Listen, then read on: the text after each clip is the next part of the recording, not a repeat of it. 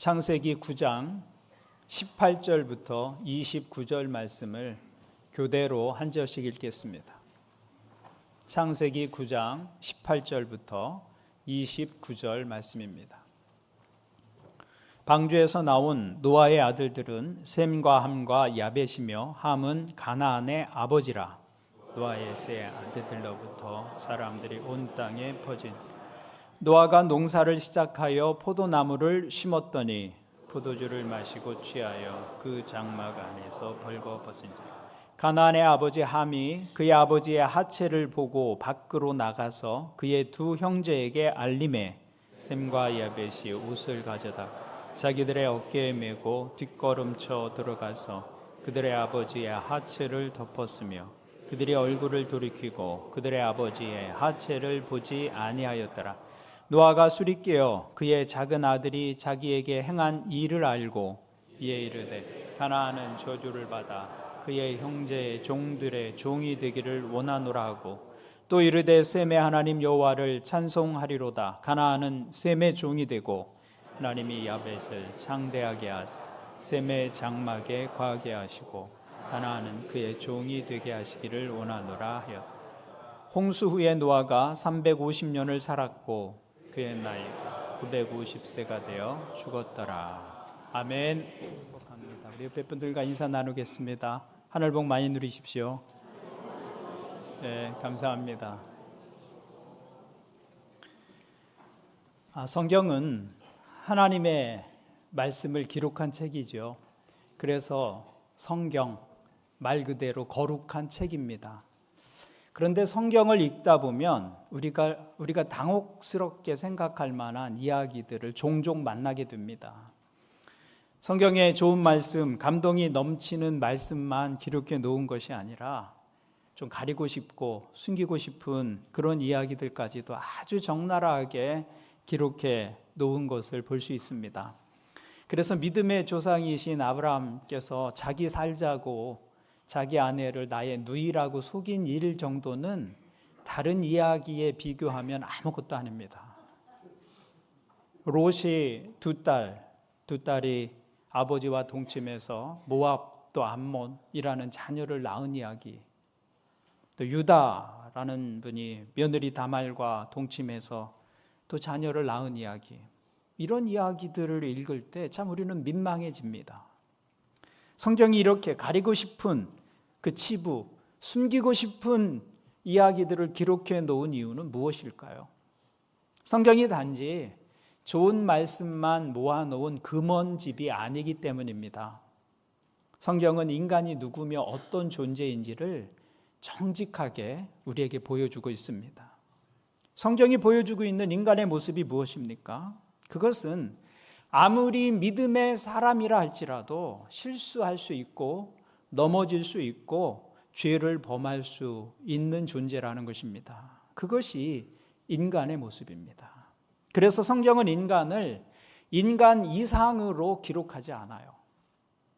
아무리 존경받을 만한 믿음의 사람이라 할지라도 그의 약점이나 실수를 거리낌 없이 폭로하고 있습니다.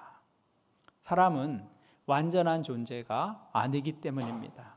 그리고 오늘 말씀은 거기에서 우리 믿음의 선배이신 노아도 예외가 아니었다는 것을 말하고 있는 것이죠. 모든 사람은 한 사람도 예외 없이 하나님의 은혜를 필요로 하는 존재다라는 것을 성경이 말씀하고 있는 것입니다. 그래서 오늘 말씀은 의인이었던 의인 노아의 실패를 기록하고 있습니다. 노아의 실패가 무엇입니까? 방주에서 나온 노아가 어느 날 포도주를 실컷 마시고 만취해서 벌거벗은 모습으로 자기 장막에 누워 있었습니다. 노아가 술에 취해서 정신을 못 차리고 벌거벗은 모습으로 자기 장막에 누웠다는 것은 좀 의외의 일입니다. 우리가 알기에 노아는 의인이었습니다. 그는 하나님과 동행한 사람이었습니다. 당대의 완전한 자라는 평가를 받았습니다. 그래서 홍수 심판으로 세상의 모든 호흡 있는 것들이 멸망을 당할 때 유일하게 그 심판 가운데서 구원받은 사람은 노아와 노아의 가족들 뿐이었습니다. 그런데 그렇게 하나님의 인정을 받고 은혜를 입은 사람인 노아가 어느 날 이런 부끄러운 모습을 사람들에게 보이고 있는 것이죠. 우리가 여기 노아의 모습에서 교훈을 얻게 되는 것은 신앙의 현재성입니다. 신앙의 현재성. 신앙은 현재적인 것이지 과거의 것을 가지고 보장받을 수 있는 것이 아니라는 것입니다. 여러분, 노아는 홍수 전에 하나님께 굉장한 칭찬을 받은 분이었습니다. 어느 정도의 칭찬을 받았습니까? 창세기 6장 9절을 보시면 노아에 대해서 하나님께서 친히 이렇게 말씀하십니다. 이것이 노아의 족본이라. 노아는 의인이요 당대의 완전한 자라. 그는 하나님과 동행하였으며. 여러분, 성경에 이렇게 삶을 평가받은 사람들이 극히 소수입니다. 노아는 의인이며 당대에 흠이 없는 완전한 사람이었습니다. 그는 하나님과 매 순간 동행하는 사람이었습니다. 여러분, 누가 하나님으로부터 이런 평가를 받을 수 있다면 그의 믿음과 삶이 보통의 것은 아닐 것입니다. 그런데 홍수 후에 방주에서 나온 노아의 행적 속에는 이런 표현이 기록되어 있지 않습니다. 홍수 후에 노아에 대한 표현에는 의인이라는 표현도 없고 완전한 사람이라는 표현도 없고 하나님과 동행했다는 표현도 없습니다. 그리고 오늘 우리가 읽은 본문 21절에서 보는 노아의 모습은 농사를 짓고 포도주를 만들고 그것을 마시고는 흠뻑 취해서 벌거벗은 채 자기 장막 안에 쓰러져 있는 거룩과는 거리가 먼 모습을 우리가 보게 되는 것이죠. 여러분, 성경에 이런 내용이 굳이 기록되어 있는 이유가 무엇일까요? 그것은 우리 신앙의 현재성을 이야기해 주고 있는 것입니다. 과거의 의인이 영원한 의인일 수 없다는 것입니다. 어제의 믿음이 오늘을 담보할 수 없는 것입니다.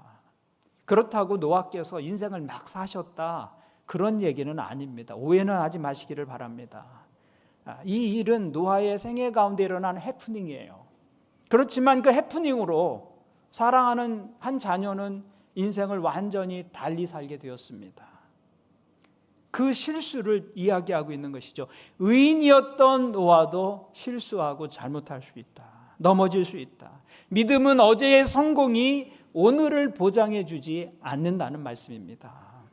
여러분, 노아는 홍수 전에 하나님의 위협, 그 심판의 위협 속에서 살아갈 때는 아주 의로운 사람이었습니다. 하나님께서 물로 세상을 심판하실 것이다 라는 말씀을 듣고 나서 그의 삶은 하나님 앞에서 근신하며 의로운 사람으로 하나님과 동행하며 살았습니다. 그러나 심판이 끝난 후에 하나님께서 어떤 약속을 주셨어요? 구름 속에 무지개를 두시면서 내가 다시는 세상을 물로 심판하지 않겠다라는 언약을 주신 이후에 노아의 삶은 심판 이전과는 좀 달랐다는 것이죠.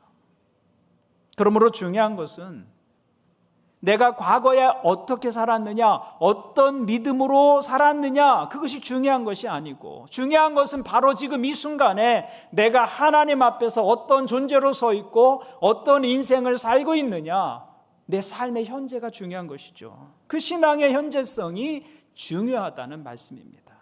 하나님의 은혜가 우리 심령에서 흐려지기 시작하면 인간은 이 속에서 반드시 타락한 죄의 모습이 나오게 되어 있습니다.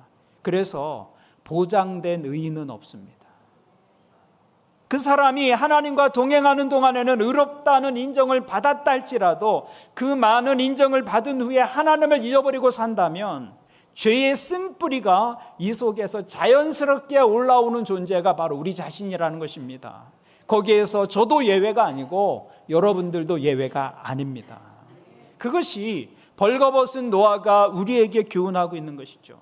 오늘 노아의 사건은 단순히 술을 마시지 마라, 술 취하지 말라 그런 이야기가 아닙니다. 이 이야기는 하나님의 은혜를 잊고 우리가 하나님으로부터 멀어질 때 우리의 모습이 어떠한지를 보여주고 있는 것입니다. 노아가 술에 취했다는 것은 하나님의 다스림 속에 있지 않았다는 말입니다. 여러분, 사람이 술에 취하면 어떻게 됩니까? 제정신이 아니죠. 인사불성이 됩니다. 인사불성.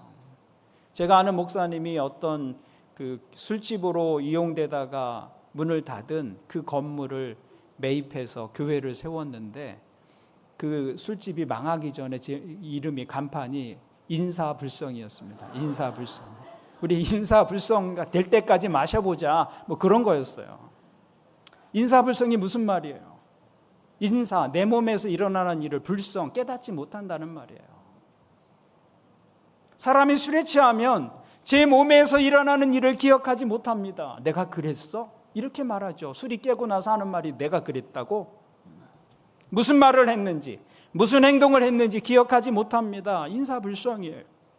그런데 하나님께서 의롭다고 하신 사람, 흠이 없다고 하신 그 사람, 하나님과 동행했다고 하는 그 사람이 술에 취해서 인사불성이 된 거예요. 인사불성이.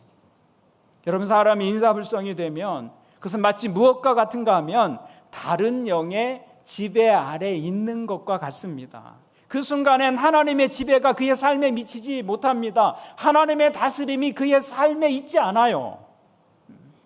그래서 다른 영의 지배를 받는 것과 같은 상황이 되는 것이죠. 자기 사고, 자기 판단, 자기 말, 자기 행동을 스스로 통제하지 못하고 술의 지배를 받게 됩니다. 하나님이 아닌 다른 영의 지배 아래 있는 것과 같은 것이죠. 그것이 술에 취한 노아의 모습이었습니다. 그래서 성경은 그리스도인이 술에 취하는 것을 금하고 있는 것이죠. 술 마시는 것 자체를 죄로 규정하거나 엄격하게 금하고 있지는 않지만 성경은 술에 취하는 것에 관해서는 엄격하게 금하고 있습니다. 에베소서 5장 18절을 보면 술 취하지 말라. 이는 방탕한 것이니 오직 성령으로 충만함을 받으라. 술 취하지 말라는 거예요. 하나님의 지배 아래서 놓여있는 다른 영의 지배를 받는 것과 같은, 내가 무슨 말을 하고 무슨 행동을 하는지 알지 못하는 그런 상태에서 인생을 살아서는 안 된다는 말씀이죠. 혹시 여러분 가운데 술에 취하는 것을 즐기는 분이 있다면 끊으실 수 있기를 바랍니다. 저는 지난 교회에서 성찬식을 할 때에도 포도주를 사용하지 않고 포도주스를 사용했습니다. 그 이유는 혹시라도 술을 끊기로 한 사람이 그 한 방울 알코올로 인해서 다시 유혹을 받을 수 있기 때문에, 여러분 그것은 굉장히 중요한 일입니다. 한 방울 알코올이 그동안 잘 지켜왔던 결심을 한순간에 무너지게 만듭니다. 도화선이 될 수 있고요, 방아쇠가 될 수 있습니다. 술은 그런 어마어마한 지배력을 가지고 있는 것이죠. 노아가 술에 취했다는 것은 그가 하나님의 다스림 아래 있지 않았다는 것을 상징적으로 보여주고 있는 것입니다. 하나님과의 교제에서 멀어진 것입니다. 그리고 그의 벌거벗은 모습은 우리가 하나님과의 교제로부터 멀어졌을 때 어떤 상태에 빠지게 되는지를 보여주는 상징과 같은 거예요.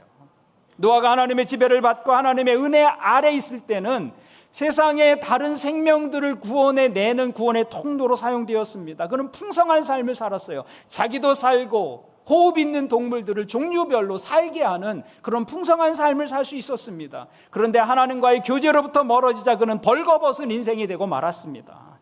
자기 몸 하나 가릴 수 없는 존재가 되었다, 그 말이죠. 다른 사람의 생명까지 책임질 수 있었던 존재가 이제는 자기 몸 하나 가릴 수 없는 존재가 되었다는 것이죠. 그것이 연약한 인간의 모습이라는 것입니다. 그러므로 중요한 것은 내가 과거에 어떻게 살았느냐가 아니라 바로 지금 이 순간에 내가 하나님 앞에서 어떻게 살고 있느냐, 그 신앙의 현재성이 중요한 것입니다. 우리가 하나님 안에 거하고 하나님과 동행하고 하나님께 자기의 부족함을 고백하며 은혜로 주님 앞에 나아가서 십자가를 붙잡는 순간 우리는 하나님께 의로운 자라고 인정을 받게 됩니다. 내가 죄인이고 연약한 자이고 하나님의 은혜가 없이는 멸망받을 존재라는 사실을 인식하며 살아가는 동안에는 우리가 하나님 앞에 의롭게 설 수 있습니다. 그런데 어느 순간에 이만하면 됐지 라고 생각하는 그 순간 우리는 하나님으로부터 멀어지게 됩니다. 그때부터 우리는 타락의 길에 서 있는 것입니다. 하나님을 의식하지 않는 순간 인간은 망가지게 되어 있습니다. 그래서 하나님의 은혜를 잊을 때 다윗 왕도 실패했습니다. 하나님의 은혜를 잊을 때 가장 강한 사람이라고 평가받던 삼손도 무너지고 말았습니다. 하나님의 은혜로부터 멀어지면 아무리 위대했던 사람도 무너지고 타락하게 되는 것이죠. 그래서 오늘 노아의 실수가 우리에게 주는 교훈은 신앙의 현재성이 없다면 인간은 언제든 타락할 수 있다는 것입니다. 교회의 직분이 그 거룩을 보장해 주지 않습니다. 사회적 명성과 교육의 정도가 거룩을 보장해 주지 않습니다. 우리가 지금 이 순간에 얼마나 하나님과 함께 동행하고 있느냐, 하나님 앞에서 어떤 모습으로 살아가고 있느냐, 그것이 중요한 것이죠. 신앙은 언제나 현재가 중요합니다. 오늘 여러분에게 지금 하나님과 동행하고 지금 하나님 안에서 살아가는 신앙의 현재가 있기를 주님의 이름으로 축원을 드립니다. 우리가 노아의 사건에서 살펴볼 두 번째 교훈은 다른 사람이 실수할 때 우리가 어떻게 반응해야 하는가라는 것입니다. 우리가 신앙생활에서 실수하지 않는 것도 중요하죠. 그것은 신앙의 현재성을 가지고 살아가는 것입니다. 하나님 앞에서 하나님을 의식하고 하나님과 동행하며 매 순간을 살아갈 때 우리는 실수하지 않는 인생을 살게 될 것입니다. 그런데 우리가 다른 사람의 실수를 보게 되었을 때 우리가 어떻게 반응해야 하느냐라는 것이죠. 오늘 말씀에서 우리는 사람의 허물에 대한 두 가지 반응을 찾아볼 수 있습니다. 그리고 그 반응에 따라서 노아의 아들들의 운명이 달라집니다. 먼저 둘째 아들인 함의 반응을 보십시오. 그는 아버지의 허물을 들추었습니다. 22절을 보겠습니다. 가나안의 아버지 함이 그의 아버지의 하체를 보고 밖으로 나가서 그의 두 형제에게 알리매. 함은 허물을 들추어 내는 사람이었습니다. 남의 허물에 대해서 이렇게 반응하는 사람들이 있죠. 들추어내고 말하고 공개하는 것. 성경은 그가 아버지의 허물에 대해서 어떻게 반응했는지 두 개의 동사를 가지고 이야기합니다. 먼저 함은 자기의 아버지 노아가 벌거벗은 몸을 보았다 이렇게 말하고 있어요. 보았다. 여기 보았다라는 동사는 엉겹결에 우연히 보았다는 말이 아닙니다. 의지를 가지고 보았다는 말입니다. 비리를 감찰한다고 할 때 그 감찰한다는 말이 바로 이 단어 보았다는 말입니다. 위법한 사실, 비위의 사실을 조사하듯이 눈여겨보았다는 거예요. 남의 잘못을 마치 카메라에 담듯이 자기 눈에 담았다는 말입니다. 바로 이것이 함의 인생에 있어서 불행의 출발점이 되었습니다.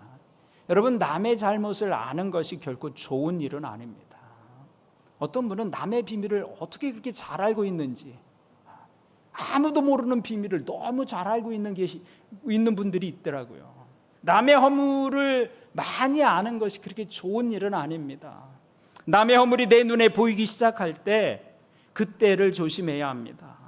자꾸 남의 허물이 내 눈에 보이기 시작하면 그 순간부터 삶이 행복해지지 않습니다. 남의 허물을 보는 사람들의 입에는 감사가 없어요. 불평이 있죠. 그런 사람의 입에는 칭찬이 있을 수 없습니다. 격려가 없습니다. 위로의 말이 없어요. 그 입은 비난과 불평과 정죄로 가득 차 있습니다. 그런 사람이 행복할 수는 없는 거예요.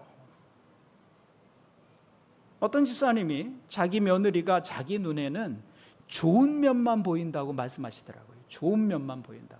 왜 좋은 면만 있겠어요? 그 사람의 삶에 좋은 면도 있고 나쁜 면도 있고 잘하는 것도 있지만 잘못하는 것도 있겠죠. 그러나 자기 눈에는 자꾸 좋은 면만 보인다는 거예요. 그게 은혜의 눈이죠. 은혜의 눈. 여러분, 그 삶이 행복한 삶입니다. 자꾸 잘못한 것만 보이고 실수와 허물이 보인다면 그때부터 삶은 행복해지지 않아요. 그래서 허물은 안 보는 게 좋습니다. 난 너무 똑똑해서 다 보여. 그래서 남의 허물, 남의 잘못, 남의 실수가 그냥 다 보이는 거예요. 그건 불쌍한 인생이 되는 거예요. 불쌍한 인생. 함을 보십시오. 함은 자기 아버지의 허물을 보는 순간 아버지 노아에 대한 존경심이 사라지고 말았어요. 이게 비극인 거예요. 이게. 노아가 누구입니까? 세상의 유일한 의인으로 인정받았던 분입니다. 하나님께 완전한 자라고 인정받았던 분이에요. 무시무시한 심판 속에서도 유일하게 하나님의 구원을 경험한 사람이 노아였습니다. 그런데 함은 그 믿음의 아버지에 대한 존경심을 잃어버리고 맙니다. 그때부터 함의 생각 속에 노아는 아버지로서 존경의 대상이 아니라 멸시의 대상이 된 것이죠. 그래서 허물을 이야기하고 말하는 것입니다. 말씀을 보니까 노아는 자식들과 함께 제사를 드리더라고요. 그런데 그 제사를 노아가 아버지, 가장으로서 아들들과 함께 제사를 진행한다고 한번 생각해 보십시오. 함이 노아를 보면서 어떤 생각을 했겠습니까? 술 취해서 볼 거 안 볼 거 다 보여주곤 거룩한 척한다고 생각할 수도 있을 것입니다.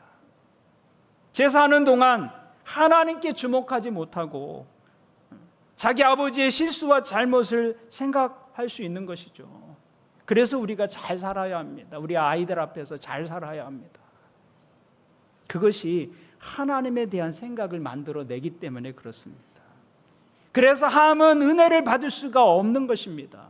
그래서 남의 허물을 눈에 담고 사는 사람은 하나님께 나와서 예배하면서도 거룩하신 하나님의 임재를 놓칠 수밖에 없는 것입니다. 하나님이 보이지 않고 사람들이 보이고 사람들의 잘못이 눈에 들어오기 때문에 하나님의 임재를 놓치고 살 수밖에 없는 것이죠. 그래서 남의 허물을 눈에 담고 있는 것은 불행한 삶이다라는 것입니다.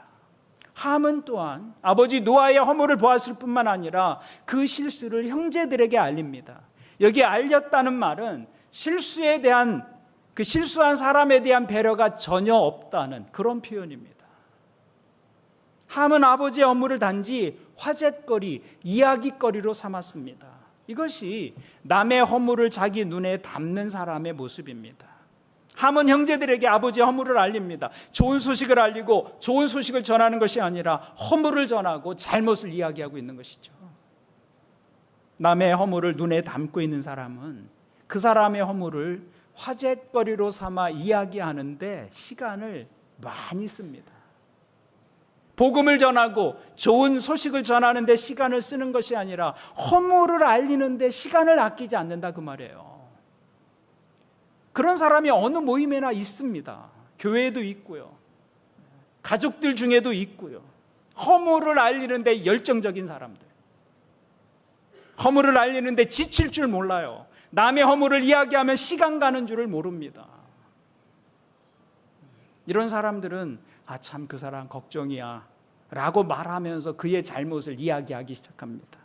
도와주는 척하면서 염장 지르고 걱정해 주는 척하면서 마음을 들쑤셔 놓습니다. 교회 모임에서는 기도 제목을 나눈다고 하면서 우리 그 사람을 위해서 기도가 필요해라고 하면서 잘못을 다 폭로해 버리는 것이죠. 그러나 그것은 하나님의 백성의 모습이 아니다라는 것입니다. 여러분, 남의 허물을 알게 되더라도 함부로 말하지 않는 분들이 되기를 바랍니다. 목장에서 또 기관에서 들은 이야기를 함부로 말하지 마세요. 여러분이 알게 된 비밀을 함부로 이야기해서는 안 됩니다. 성경은 우리가 남의 허물을 보았을 때 어떻게 하라고 말씀하고 있습니까? 갈라디아서 6장 1절은 이렇게 말씀합니다.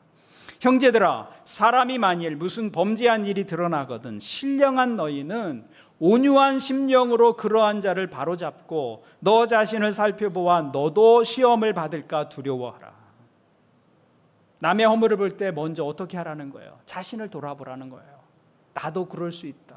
내겐 그런 허물이 없는가? 먼저 너 자신을 살펴라. 그런 다음에 허물이 있는 그 사람을 바로잡아 주라고 말씀합니다. 여기 바로잡아 준다는 말은 치료하고 회복하게 돕는다는 말입니다. 영어로는 restore라고 써 있는데요.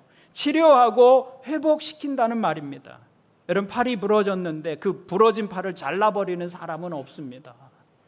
그 팔을 더 소중히 여기고 깁스하고 그 뼈가 나을 때까지, 아물 때까지 시간을 두고 기다려주죠. 그 과정을 함께 하는 것, 그것이 바로잡는다는 말이에요. 바로잡는다. 온유한 심령으로 바로잡아주고. 그래서 신앙이 깊은 사람은 허물을 덮어줄 줄 아는 사람입니다. 성숙한 신앙은 기다려줄 줄 아는 사람이에요. 하나님의 기다림이 우리의 구원이 되었잖아요. 우리가 돌아올 때까지 하나님은 문 열어놓고 기다리고 계시는 그 기다림, 그것이 믿음의 중요한 요소입니다. 율법적 시각을 가지고 잣대를 들이대며 잘했다 잘못했다 따지는 것이 아니라 기다려주고 인내해 주는 것입니다. 그것이 은혜의 시각입니다. 은혜의 시각. 저는 여러분들이 그 은혜의 시각으로 사람들을 보시기를 주님의 이름으로 권면을 드립니다. 오늘 말씀에 둘째 아들이 함의 반응과는 달리 실수한 아버지 그 노아를 은혜의 시각으로 바라보았던 또 아들들이 있었습니다. 셈과 야벳이었습니다. 셈과 야벳. 이들의 태도는 함과는 대조적이었어요. 23절을 보십시오. 23절. 셈과 야벳이 옷을 가져다가 자기들의 어깨에 메고 뒷걸음쳐 들어가서 그들의 아버지의 하체를 덮었으며 그들이 얼굴을 돌이키고 그들의 아버지의 하체를 보지 아니하였더라. 셈과 야벳은 옷을 자기들의 어깨에 메고 뒷걸음 쳐서 들어갔다는 거예요. 아버지께 뒷걸음 쳐서. 그것이 은혜의 시각으로 남의 허물을 대하는 태도입니다. 셈과 야벳은 아버지를 덮어줄 옷을 어깨에 메고 들어갔습니다. 여기 어깨에 맨다는 말은 히브리어에서는 봉사하는 종의 자세를 표현하는 단어입니다. 그러니까 셈과 야벳은 아버지 노아가 실수했지만 그 실수에도 불구하고 아버지로 섬기기를 포기하지 않았다는 것을 말하고 있는 것입니다. 그들은 아버지를 존경하는 마음을 잃지 않았습니다. 그래서 아버지의 실수한 모습을 따지거나 흉보거나 둘치어내지 않고 오히려 그 허물을 자신들이 짊어지려고 했던 것이죠. 그들은 아버지를 덮어줄 옷을 어깨에 메고 뒷걸음 쳐서 들어갔습니다. 뒷걸음 쳐서 들어갔다는 말은 아버지의 수치를 보지 않으려고 하는 조심스러운 행동을 나타내는 말입니다. 성경에는 어느 곳에서도 성도들에게 뒷걸음 치라고 말한 적이 없어요. 뒷걸음 쳐라라고 말씀하신 곳이 성경에는 한 군데도 없습니다. 성경은 우리에게 담대하게 나아가라, 두려워하지 말고 나아가라, 내가 너희와 함께 할 것이다, 나의 강한 오른손으로 너희를 붙들어 줄 것이다, 물러서지 말고 전진하라, 이렇게 말씀하고 있지 뒷걸음 쳐서 나가라고 말씀하신 적이 없어요. 그런데 단 한 가지, 다른 사람의 허물에 대해서만은 너희가 뒷걸음 치라고 말씀하고 있는 것이죠.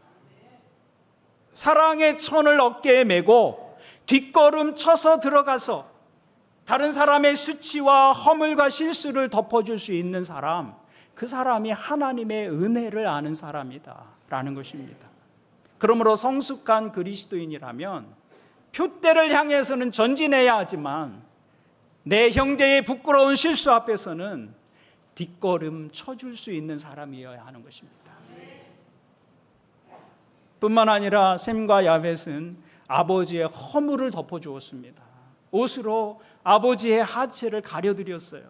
우리가 셈과 야벳의 모습에서 사랑의 한 속성을 봅니다. 사랑은 덮어주는 것이다. 사랑은 덮어주는 것이다. 그래서 베드로전서 4장은 사랑에 대해서 이렇게 말씀하고 있습니다. 무엇보다도 뜨겁게 서로 사랑할지니 사랑은 허다한 죄를 덮느니라.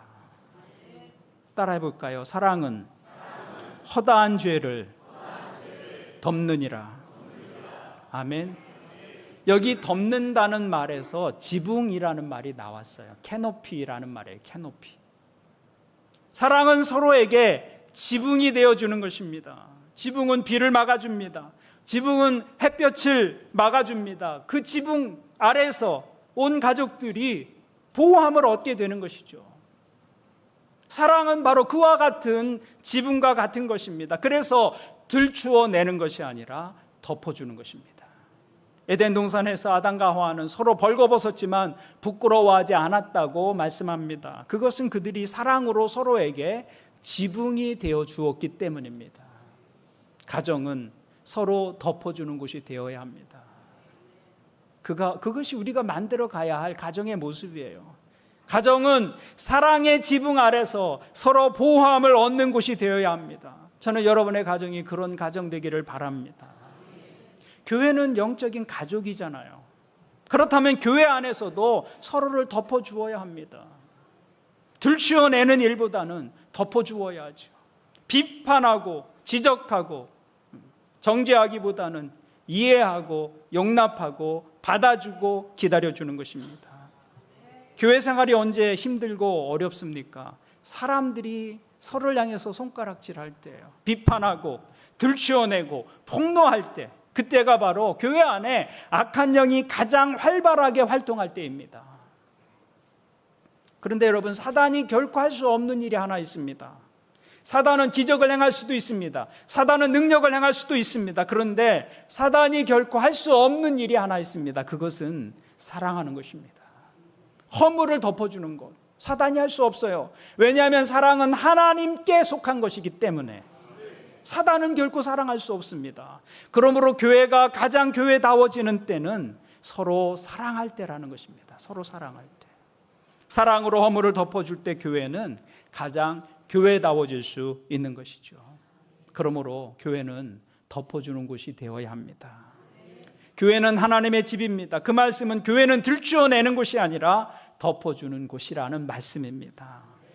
저는 우리 교회가 그런 교회 되기를 바랍니다.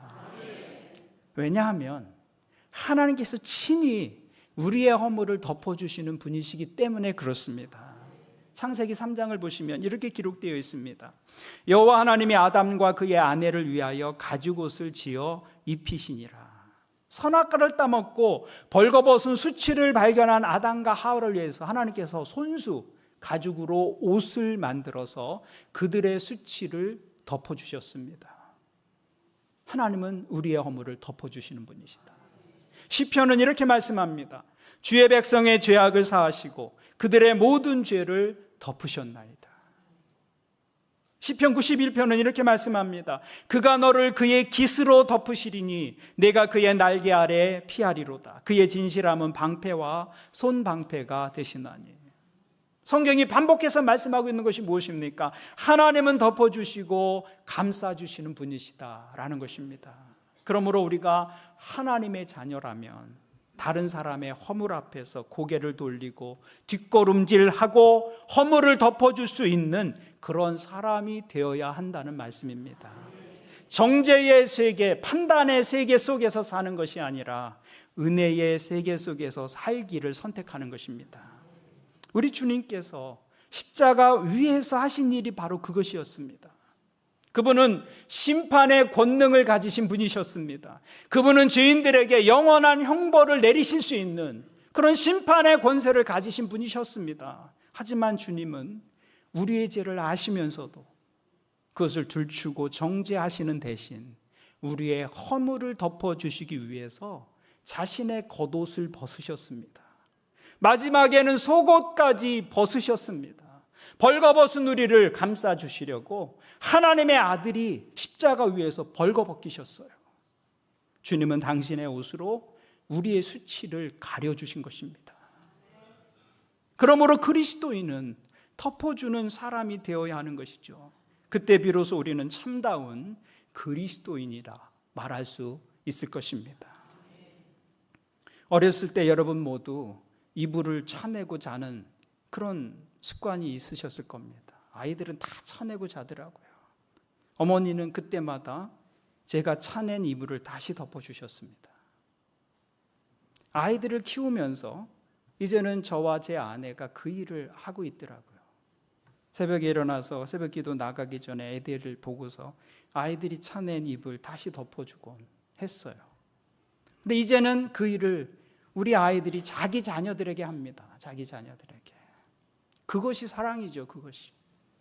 사랑은 덮어주는 것입니다. 주님께서 우리의 허물을 덮어주셨습니다. 이젠 우리가 그렇게 해야 할 차례입니다. 다른 사람의 허물과 약점과 상처와 실수를 덮어주고 싸매주는 하나님의 사람들이 되시기를 바랍니다. 그것이 복음을 알고 십자가를 아는 마땅한 그리스도인의 삶의 모습입니다. 사랑은 덮어주는 것입니다. 예배하는 여러분 모두 그와 같은 사랑을 베푸시는 하나님의 자녀들 되시기를 주님의 이름으로 축원을 드립니다. 아멘. 기도하시겠습니다. 하나님 아버지, 오늘 말씀 속에 그 노아의 모습을 통해서 우리 자신을 돌아봅니다. 의인도 실수할 수 있고 완전한 자라고 평가받았던 분도 넘어질 수 있음에 우리의 연약함을 인정하고 겸손한 마음으로 하나님의 은혜를 구합니다. 그 은혜를 잊을 때 다윗 왕도 넘어졌고 삼손도 넘어졌습니다. 우리의 믿음이 과거를 자랑으로 여기는 것이 아니라 오늘을 하나님과 친밀한 교제 안에서 살아가는 생명 있는 믿음 되게 도와주옵소서. 하나님 앞에서 끊임없이 자신을 돌아보고 수정함으로 우리의 허물을 다른 사람들에게 보이지 않는 믿음 되게 도와주시옵소서. 또한 남의 허물을 보게 되었을 때 그것을 지적하고 눈에 담고 입에 둠으로 비난하고 정죄하는 삶 되지 않도록 도와주옵소서. 주님께서 우리의 허물을 덮어 주시기 위해서 십자가 위에서 속옷까지 벗으셨는데 이제 우리 차례라는 것을 기억하게 도와주옵소서. 그래서 서로가 서로에게 지붕이 되어주고 덮어주는 복된 삶, 복된 믿음 되게 도와주시옵소서.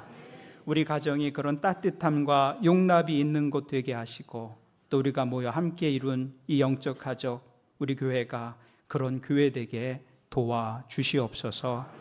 예수님의 이름으로 기도합니다. 아멘.